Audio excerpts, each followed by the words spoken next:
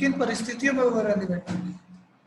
अगर हम ओपिनियन की बात करें तो यानी कि opinion of third person when relevant, यानी कि जो तीसरे व्यक्ति की जो ओपिनियंस है किन परिस्थितियों में वो रेलिवेंट होगी।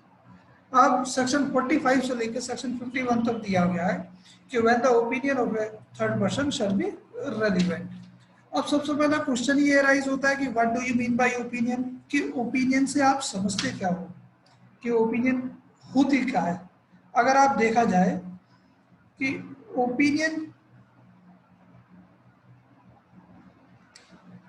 एक व्यक्ति किसी डायरेक्शन में अगर सोचना शुरू करता है किसी फैक्ट के होने या ना होने के बारे में, और उसका जो रिजल्ट निकल करके आता है, दैट इज कॉल्ड ओपिनियन। भाई एक होता है आपका ऑर्डिनरी टॉक, अगर सीधे सीधे से जो एक व्यक्ति की दूसरे व्यक्ति के साथ बातचीत हो रही है, गॉसिप हो रही है, उससे भी आगे की जो चीज होगी, दैट इज कॉल्ड ओपिनियन। अगर मैं और आप कोई चीज किसी संबंध में बात कर रहे हैं, it may be a gossip, it may be a talk, but it is not a opinion. अब इसी तरीके से ओपिनियन को आप जब देखोगे, the opinion means something more relating to gossips और हियरसे। इट मीन्स जजमेंट और belief, that is a belief और कन्विक्शन रिजल्टिंग फ्रॉम, यानी कि वो विश्वास और वो चीजें, वो रेशंस जिनसे कोई कन्विक्शन निकल के आता हो, कोई रिजल्ट निकल के आता हो। What one thinks on a particular question, जिसके ऊपर एक व्यक्ति ने सोचा था, what a person thinks in respect to be existence और non existence of fact is opinion, and whatever is presented to the sense of a witness and of which he receives direct knowledge without any process of thinking and reasoning is not opinion। यानी कि एक तथ्य के बारे में बिना किसी सोचे समझे अगर वो डायरेक्टली कोई बात कहता है तो दैट इज कॉल्ड, वो डायरेक्ट टॉक होगी, वो it shall not be opinion. लेकिन अगर किसी तथ्यों के उसके जो एक्सपेरिमेंट्स है, उसके जो सीधे अनुभव है, उन अनुभव और एक्सपेरिमेंट्स के आधार पर अगर वो कोई किसी निष्कर्ष पर पहुंचता है, वो ओपिनियन होता है। अब इसको देखो इस तरीके से देखते हैं कि एक व्यक्ति को जहर दे करके मारा गया या चाकू से मारा गया, ये मान लीजिए। अब जब चाकू से उसे मारा गया तो एक व्यक्ति ने उसे चाकू से मारते हुए देखा, उस व्यक्ति की जो एविडेंस होगी, उस व्यक्ति की जो साक्ष्य होगा, it may B evidence but it shall not be opinion. चाहे बेशक उसने देखा हो, सारी चीजें हैं, लेकिन वो जो मेडिकल एक्सपर्ट होगा जिसने उस क्राइम को होते हुए नहीं देखा, अपने एक्सपेरिमेंट्स और अनुभव और जो उसकी एजुकेशन है उन सबके बिहाफ पर उन परिस्थितियों को चेक करके जब वो एक रिजल्ट पर निष्कर्ष निकाल के बताता कहाँ है इस व्यक्ति की चाकू से मौत हुई है, इट मे बी ओपिनियन, ये ओपिनियन होगी। अब इसके बाद हम सेक्शन 45 की बात करते हैं, तो 45 में कहते हैं ओपिनियन ऑफ एक्सपर्ट। दो चीजें बताई हुई है कि एक्सपर्ट की ओपिनियन होती कब है, कि एक्सपर्ट की जो ओपिनियन है वो कब रेलिवेंट होगी, और किन व्यक्तियों की जो को एक्सपर्ट कहा जाएगा। अगर आप 45 में देखते हो, बस क्लियर कट लिखा हुआ है, when the court has to form an opinion upon a point of, चाहे न्यायालय को किसी तथ्य के बारे में कोई निष्कर्ष निकालना हो, कोई ओपिनियन, कोई राय निकालनी हो, और तथ्य ये जो पॉइंट है, किस पॉइंट की बात करेंगे हम, देखो 5 चीजें दी हुई हैं। या तो फॉरेन लॉ होना चाहिए, साइंस होना चाहिए, आर्ट होना चाहिए, या आइडेंटिटी टू हैंडराइटिंग, हैंडराइटिंग के संबंध में होना चाहिए, या finger expression. The opinion upon that point of person specially skilled in, अब उस पॉइंट से रिलेटेड उस फील्ड में, उस क्षेत्र में, जिस क्षेत्र के बारे में हमें राय चाहिए किसी तीसरे व्यक्ति की जो उसमें एक्सपर्ट है, तो उस केवल जो स्किल्ड पर्सन है उनकी राय की हम बात करते हैं। अगर हम फॉरेन लॉ की बात करते हैं तो the person who skilled, specially skilled in foreign law. अगर हम साइंस की बात करते हैं, the person specially skilled in science. अगर हम किसी आर्ट की बात करते हैं, the person specially skilled in arts. इसी तरीके से आइडेंटिटी ऑफ हैंडराइटिंग्स, फिंगर इंप्रेशंस, ये सभी क्या है, रेलिवेंट होंगे। और इस तरीके के व्यक्ति जिनके पास फॉरेन लॉ की नॉलेज है, साइंस की नॉलेज है, आर्ट की नॉलेज है, हैंडराइटिंग के संबंधित उनके पास कोई डिप्लोमा है, कोई स्पेशल स्किल है, फिंगर इंप्रेशन के बारे में स्किल है, वे सभी एक्सपर्ट कहलाएंगे। तो चीजें क्लियर है। अब इसके अगर आगे के हम देखेंगे तो क्वेश्चन उठता है, who is an expert? An expert is a person who is especially skilled in foreign law, science or art, और हैंडराइटिंग और आइडेंटिफिकेशन फिंगर इंप्रेशन, वह व्यक्ति जिसके पास फॉरेन लॉ में साइंस या आर्ट में या हैंडराइटिंग से संबंधित या फिंगर इंप्रेशंस की पहचान के संबंधित अगर कोई स्पेशली स्किल्ड है, कोई क्षमता है, तो वो एक्सपर्ट कहे जाएंगे। अगर हम देखो फॉरेन लॉ की बात करते हैं तो फॉरेन लॉ का पीछे कहाँ कब रेलिवेंट होता है, 38 में पढ़ा था, इसी में ये कह दिया foreign law Shagun Chandra Bhikam Chandra versus Mugni Bai in India such law में be proved under section 38। Section 38 में ये प्रूव किए जा सकते हैं और उन फॉरेन लॉ की जो लॉ बुक्स हैं उनको प्रोड्यूस किया जा सकता है, उनसे अगर जो रिलेटेड जजमेंट है उन्हें प्रूव किया जा सकता है, उनको प्रोड्यूस किया जा सकता है। Producing printing book under authority of the foreign government decision of the highest court of that country, अगर उसी से कंट्री के जो हाईएस्ट कोर्ट है उन डिसीजन को प्रोड्यूस करके भी जो हम बेस्ट एविडेंस उन्हें मान सकते दिया जा सकता है। इसी तरीके से देखो साइंस से संबंधित हम बात करते हैं, in Ramakant Rai versus Madan Rai, supreme court has laid down the principle that on being found an evidence of eye witness, जो आई विटनेस कौन होता है, जिसके जो डायरेक्ट एविडेंस होता है, जिसे हम प्रत्यक्ष साक्षी कहते हैं, जिसने घटना को स्वयं होते हुए देखा है। अगर किसी दृश्य की या घटना की बात करते हैं तो उसने देखा है, या किसी अगर कन्वर्सेशन की बात करते हैं तो या उसने फिर वो अपने सामने सारी चीजें सुनी हो। इसी तरीके से या डॉक्यूमेंट की बात करते हैं, डॉक्यूमेंट के एग्जीक्यूशन की बात करते हैं तो उसके सामने वो डॉक्यूमेंट एग्जीक्यूट हुआ हो। इसी तरीके से evidence of a eye witness reliable medical opinion indicating alternative possibilities can not be regarded as conclusive. अब इसी तरीके से देखो इसमें से सीधा सीधा सा कह दिया कि जो डायरेक्ट एविडेंस होती है वो ज्यादा रिलायबल होती है। अगर एक्सपर्ट की हम बात करते हैं तो एक्सपर्ट की ओपिनियन तो अपने आप में कंक्लूसिव प्रूफ नहीं होगी, ये कोरोबोरेटिव एविडेंस होगी, इसको कोरोबोरेट करना पड़ेगा तभी जाकर देखो ये रेलिवेंट तो होगी बट कंक्लूसिव प्रूफ नहीं होगी। खाली इसी के आधार पर अगर हम एक्सपर्ट की ओपिनियन की बात करें तो खाली एक्सपर्ट की ओपिनियन के आधार पर किसी भी व्यक्ति को कन्विक्ट और एक्विट नहीं किया जाएगा। अब देखो ये रीजन क्यों है कि ऐसा ऐसा क्या कारण रहा इसमें जिस वजह से इसके साथ कोलैबोरेशन की जरूरत पड़ी। देखो जो जनरली अगर ह्यूमन की बात करते हैं तो उसके लिए कोटेशन है error is the human nature. Error यानी कि जो मिस्टेक है और भूल है ये किसी भी इंसान की जनरल आदत हो सकती है, ये आदमी की प्रकृति है कि भूल और मिस्टेक किसी भी व्यक्ति से हो सकती है। अब इसी तरीके से जब ओपिनियन की हम बात करते हैं तो ये जरूरी नहीं है कि मैं अपने एक्सपीरियंसेस के आधार पर अगर कोई बात कह रहा हूँ तो ये 100% सत्य होगी।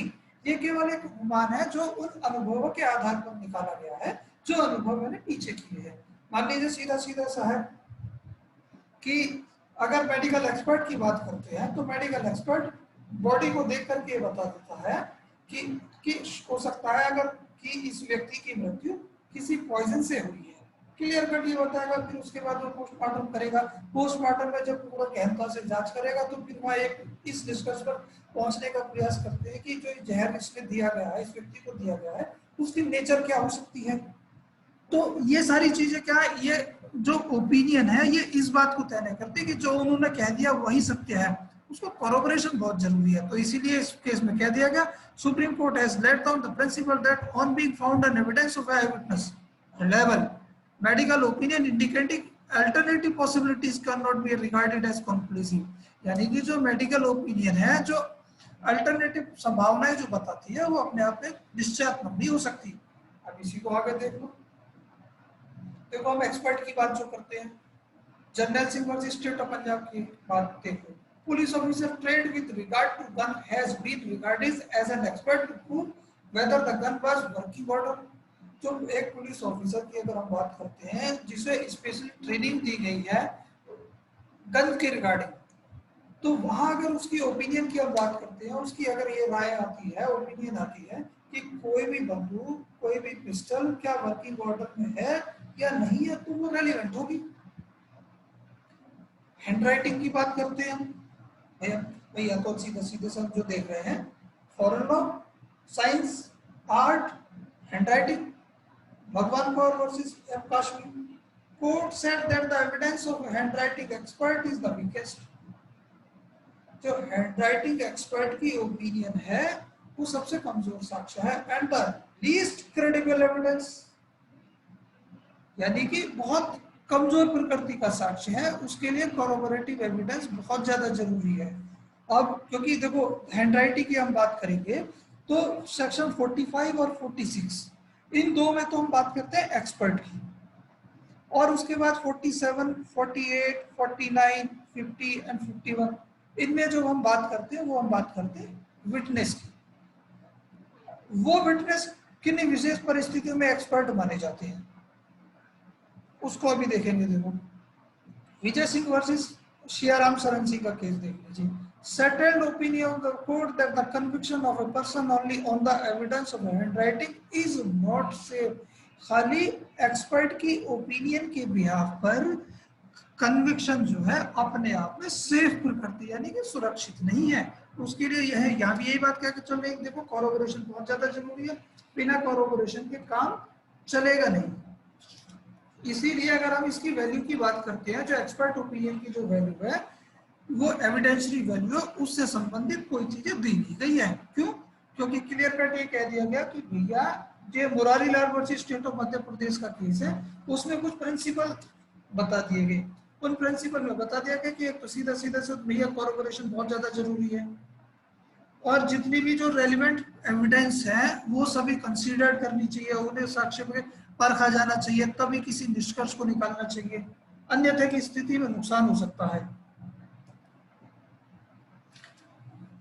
फिंगर इंप्रेशन की अगर आप बात करोगे प्रेसाइज आइडेंटिटी है। Human body is always under change. अगर आप मानव की बॉडी की हम बात करोगे तो ये चेंज होने वाली प्रकृति की है, हमेशा निरंतर बदलती रहती है। आप देखो इसको कुछ लोग अगर आईटी के सेक्टर से जुड़े हुए होंगे या टेक्नोलॉजी से जुड़े हुए होंगे तो उसमें अधिकतर जितने भी कॉलेजेस वगैरह हैं वहाँ अटेंडेंस के लिए क्या है थंब इम्प्रेशन की मशीन लगाई हुई है। अब एक समय के बाद कई बार वो मशीन जो है आपके थंब इम्प्रेशन लेना बंद कर देती है। क्यों? जितने भी आपकी जो रेखाएं हैं, कौन सी, जो आपके इम्प्रेशंस है, जो फिंगर इम्प्रेशंस है, ये अपने आप में जो क्या है वोग होने शुरू हो जाते हैं। वोग से मतलब अनसर्टेन, अस्पष्ट होने शुरू हो जाते हैं, जिससे कि वो मशीन लेना बंद कर देती है। और वही बात ये कह रहे हैं जो फिंगर इम्प्रेशन है प्रेसाइज आइडेंटिटी है। Human body is always under change but not finger impression. It has important role in civil laws, क्योंकि किसी भी स्थिति में ये बदलते नहीं है।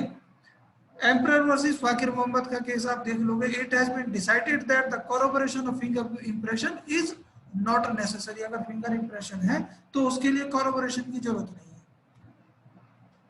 An expert witness has been mentioned in section 45 and 46। ये देखो मैंने अभी बताया था कि 45 और 46 की जब हम बात करेंगे तो witnesses those who called under section 45 and 46 are called as an expert। और जो बाकी जो 47, 48, 49 और 50 की हम बात 50 and 51 की बात करेंगे, all witnesses shall be regarded as ordinary witnesses। और इसी के आगे अगर आप Ramchandra versus state of Uttar Pradesh all India reporter 1957 supreme court page number 481 की अगर आप बात करोगे, it is unsafe to treat expert handwriting opinion as sufficient basis for conviction but it may be relied upon the when supported by other items of internal and external evidence. किसी handwriting expert की opinion के behalf पर ही किसी भी व्यक्ति को convict करना अपने आप में सेफ नहीं है, सफिशिएंट आधार नहीं है। उसके लिए अन्य कॉरोबोरेटिव यानी कि जो है उसको समर्थन करने वाले साक्ष्यों की बहुत ज्यादा जरूरत होती है। 45A की बात करते हैं। 45 में हमने देखा कि एक्सपर्ट की बात करेंगे किसी science, foreign law, science, art, hand writing और फिंगर इम्प्रेशन। अब यहाँ जो ओपिनियन की बात कर रहे हैं electronic evidence. Electronic evidence when in A proceeding, जहाँ प्रोसीडिंग की बात चलो करते हैं, प्रोसीडिंग कौन सी, जो हमारी जुडिशियल प्रोसीडिंग चल रही है, न्यायिक प्रक्रिया चल रही है, चाहे वो सिविल मैटर में चल रही है चाहे वो क्रिमिनल मैटर में चल रही हो। और उस प्रक्रिया के दौरान अगर कोर्ट को कोई ओपिनियन फॉर्म करनी है और किस मैटर पे किसी इंफॉर्मेशन जो ट्रांसमिट की गई है या स्टोर की गई है किसी कंप्यूटर रिसोर्स के द्वारा और किसी और अन्य इलेक्ट्रॉनिक फॉर्म में या किसी डिजिटल फॉर्म में, of examiner of electronic evidence, जो 79A इंफॉर्मेशन टेक्नोलॉजी एक्ट है उसके अंतर्गत जो एग्जामिनर ऑफ इलेक्ट्रॉनिक एविडेंस है उस व्यक्ति की ओपिनियन रेलिवेंट होगी, साक्ष्य होगी और उसे साक्ष्य में पढ़ा जाएगा। For the purpose of this section an examiner of electronic evidence shall be an expert. तो यहाँ पर वो जो व्यक्ति 79A of information technology act में दिया गया है उस व्यक्ति की ओपिनियन एज एन एक्सपर्ट मानी जाएगी। अब देखो 46 की आप बात कर लो। 46 सीधे सीधे से वो तथ्य हैं जिन तथ्यों के ऊपर किसी भी व्यक्ति की राय बेस्ड करती है, fact bearing upon opinions of experts. Facts not otherwise relevant are relevant if they support inconsistent with the opinion of expert when such opinion are relevant। अब देखो इसको हम किस तरीके से करेंगे। मान लीजिए एक्सपर्ट की अगर हम बात करते हैं तो एक्सपर्ट की ओपिनियन की सपोज कीजिए मेडिकल एग्जामिनर के लिए मेडिकल एक्सपर्ट को बुलाया गया। अब मेडिकल एक्सपर्ट की जब हम बात करेंगे तो मेडिकल एक्सपर्ट ने सीधे सीधे से ओपिनियन दी कि इस व्यक्ति की मृत्यु जो है चाकू से हुई है और जो चाकू है लगभग 6 इंची का है। क्लियर है? तो उसने अपनी ओपिनियन में बताया इस व्यक्ति की जो मृत्यु है लगभग 6 इंची के किसी शार्प वेपन से की गई। अब दूसरी चीज, पुलिस ने जब जांच की थी तो जांच के दौरान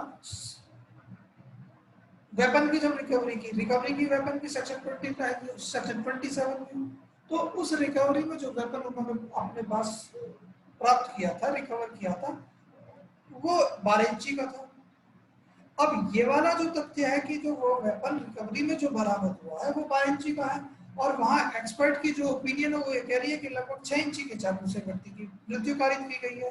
तो ये क्या है, ये तथ्य भी कि जो मृत्यु से संबंधित जो वेपन बरामद हुआ है वो 12 इंची का है, जहां और जबकि डॉक्टर साहब का कहना है कि 6 इंची के चाकू से मौत हुई है। तो इसका मतलब क्या है, तो कहीं ना कहीं दोनों में विरोधाभास है।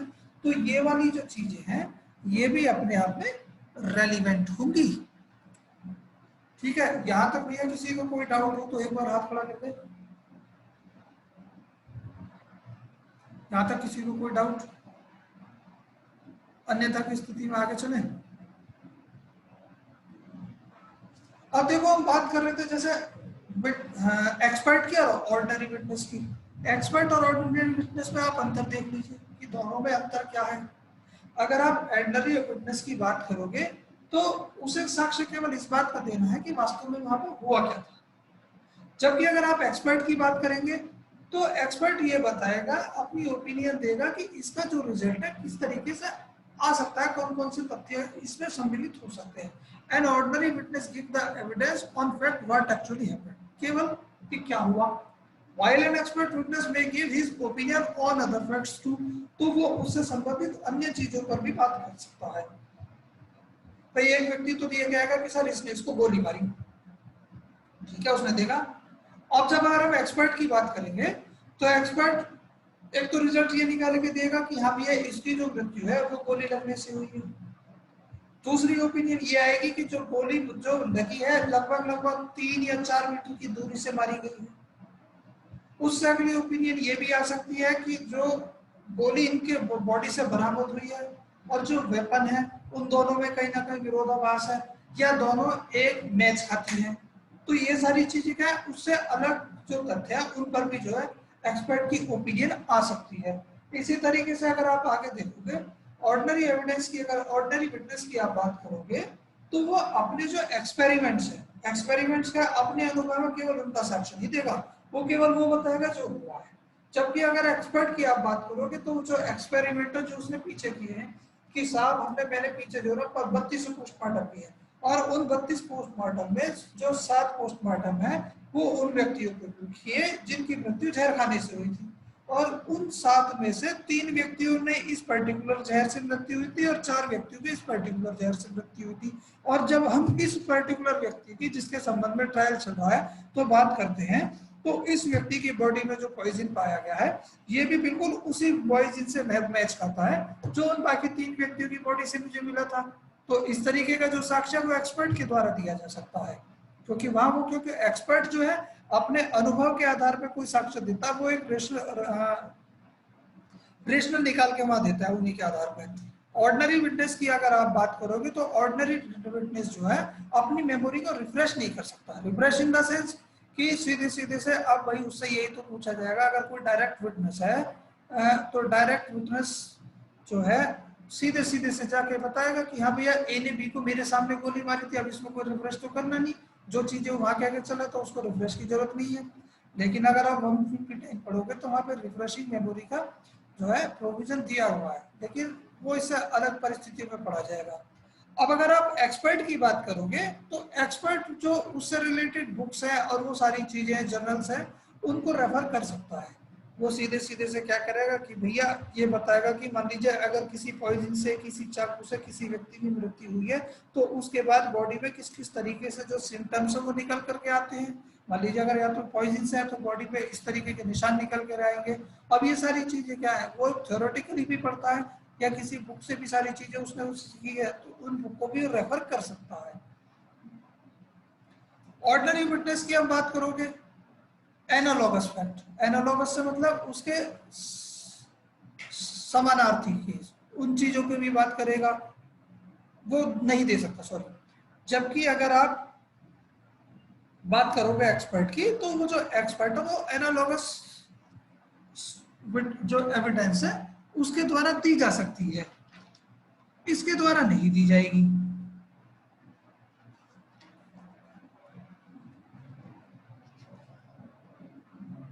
एनालॉगस से मतलब होता है बिल्कुल उसके समानार्थी है, जो समतायुक्त है, जो उसके साथ मिलकर के चलती है। अब देखो ऑर्डिनरी विटनेस की अगर बात करोगे तो ऑर्डिनरी विटनेस तो 47 से 51 तक दिए हुए हैं, जबकि अगर आप एक्सपर्ट की बात करोगे तो 45 से 46 तक दिए हुए। केवल दो में एक्सपर्ट दो चीज सेक्शन दो में ही है, 45 और 46 में जिन व्यक्तियों की हम बात कर रहे हैं they shall be treated as expert और the person who comes under the purview of section 47 to 451 shall be treated as ordinary witnesses। आगे देख लीजिए 47 पे हम पीछे एक्सपर्ट की बात कर रहे हैं और यहाँ पर जो ऑर्डिनरी विटनेसेस की बात करते हैं। भैया यहाँ तक किसी को कोई डाउट हो तो मैं आगे चलूं।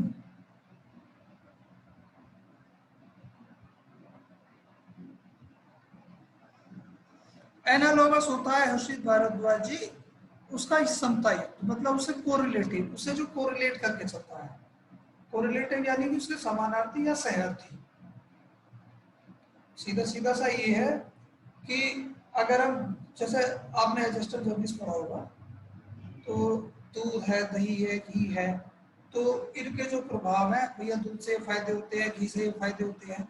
इस तरीके की जो चीजें हैं जो सहअर्थी है एक साथ समतायुक्त होती हैं, उन सब का जो इस तरीके से दिया जा सकता है। मान लीजिए अगर आप पॉइजन की बात करो कि भैया इस वाले पर्टिकुलर पॉइजन से ये सिम्टम्स आते हैं और इस पॉइजन की अगर हम बात करें ये आते हैं, तो उसमें यहाँ ये भी निष्कर्ष हो दे सकता है कि ये पॉइजन भी हो सकता है, ये पॉइजन भी हो सकता है, इन दोनों में से कोई एक हो सकता है क्योंकि दोनों के लगभग जो सिम्टम्स हैं वो एक से हैं।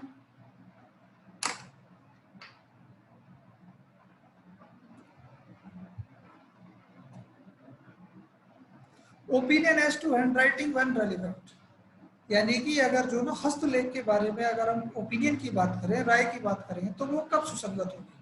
When the court has to form an opinion as to person, जहां कोर्ट को किसी व्यक्ति के लेख के बारे में कोई ओपिनियन फॉर्म करनी हो, राय बनानी हो, तो उस स्थिति में क्या होगा,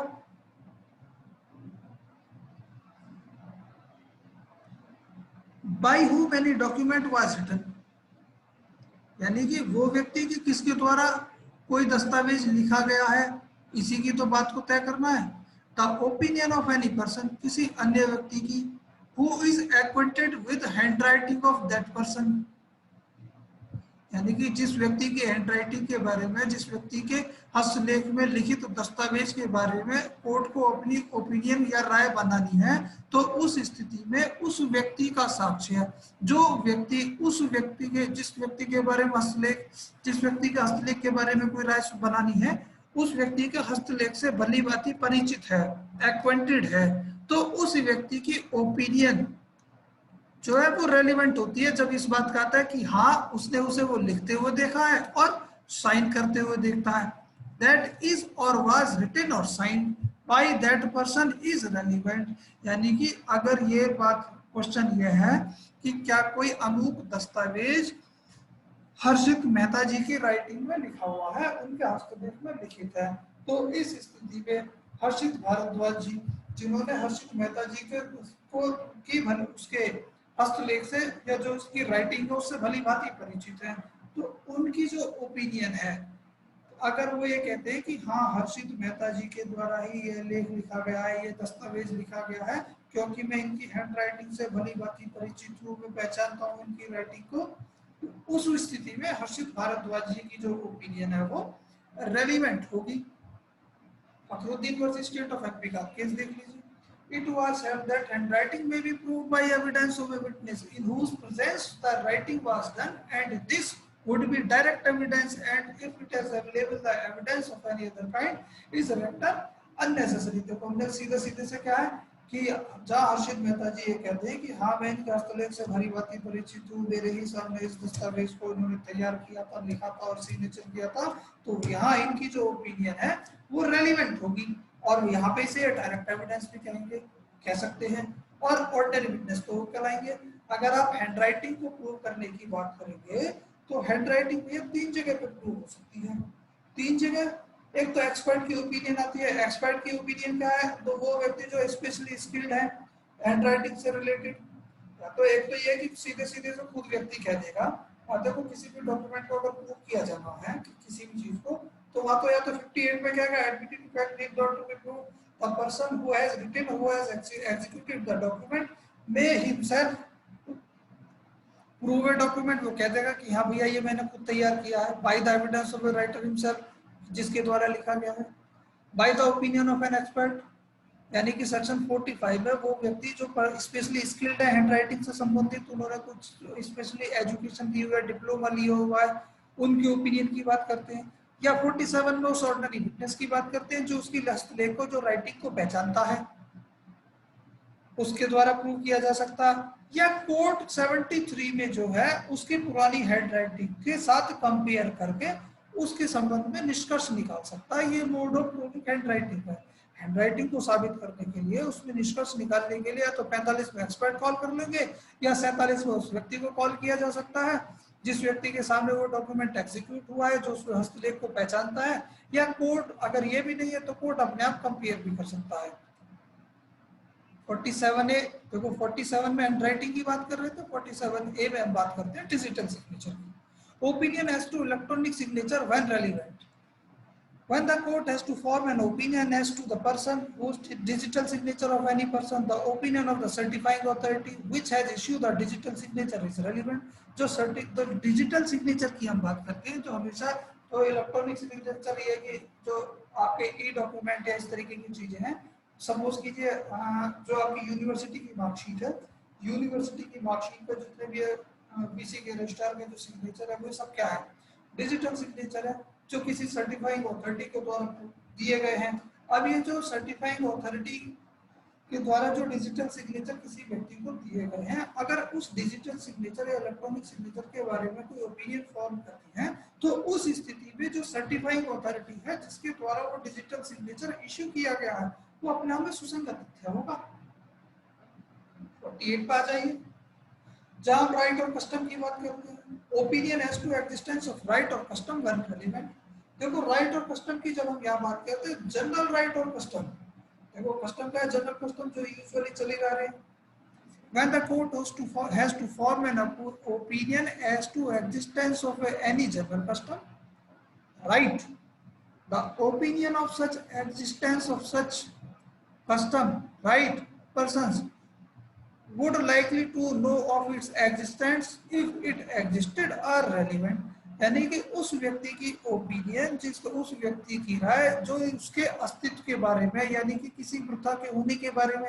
अब इसको आप इस तरीके से देख लीजिए कि एक पर्टिकुलर गांव में, पर्टिकुलर प्लेस पर एक पर्टिकुलर कुआं है, और उस कुएं से सभी व्यक्तियों को पानी भरने का अधिकार है। तो ये क्या है, जनरल राइट है, पूरे गांव का राइट है। और इस संबंध में वो व्यक्ति, यानी कि जो गांव का प्रधान है जिसके द्वारा ये चीजें बनाई गई थी, वो अगर कोई ओपिनियन अपनी देता है, वो रेलिवेंट होगी।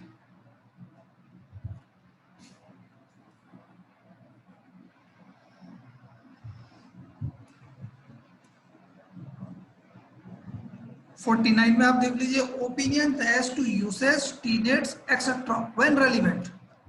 यूसेज तो आपने देख लिया प्रथा, जो टीनेट्स हैं, टीनेट्स बताएगा भैया कोई क्या होती है?